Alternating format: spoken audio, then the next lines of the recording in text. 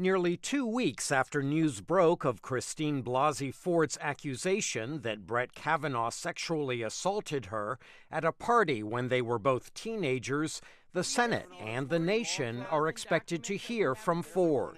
The White House remains steadfast in supporting the nominee. Judge Brett Kavanaugh is a man of integrity, with impeccable credentials and a proven judicial philosophy.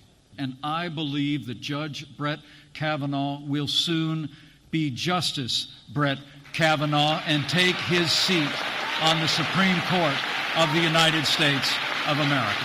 Democrats, meanwhile, are sticking up for Ford. What in the hell did she have to gain by doing this? At this point, she's faced death threats. Her family has been moved out of their home. Several people Ford said attended the party decades ago have indicated they have no memory of the alleged assault. President Donald Trump, meanwhile, challenged Ford's account, tweeting, quote, "I have no doubt that if the attack on Dr. Ford was as bad as she says, charges would have been immediately filed with local law enforcement authorities, either by her or her loving parents."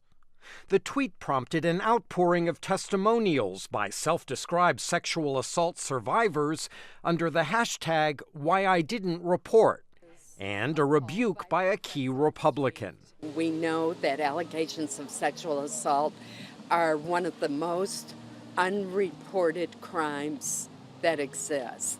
So I thought that the president's tweet was completely inappropriate and wrong.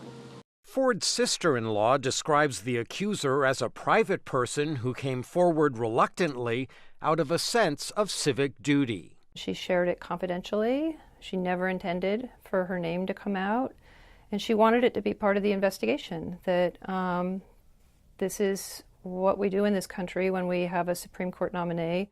Some who have worked with Kavanaugh insist the nominee deserves sympathy and a presumption of innocence. Unfortunately, he's now going to have to defend himself against an allegation he says never even happened. It's going to be very hard to prove this, but it's also going to be very hard to prove that it didn't happen because she said it did.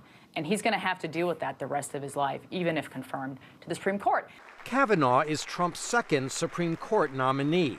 If confirmed, he could solidify a conservative majority on the court for years to come. Michael Bowman, VOA News, Washington.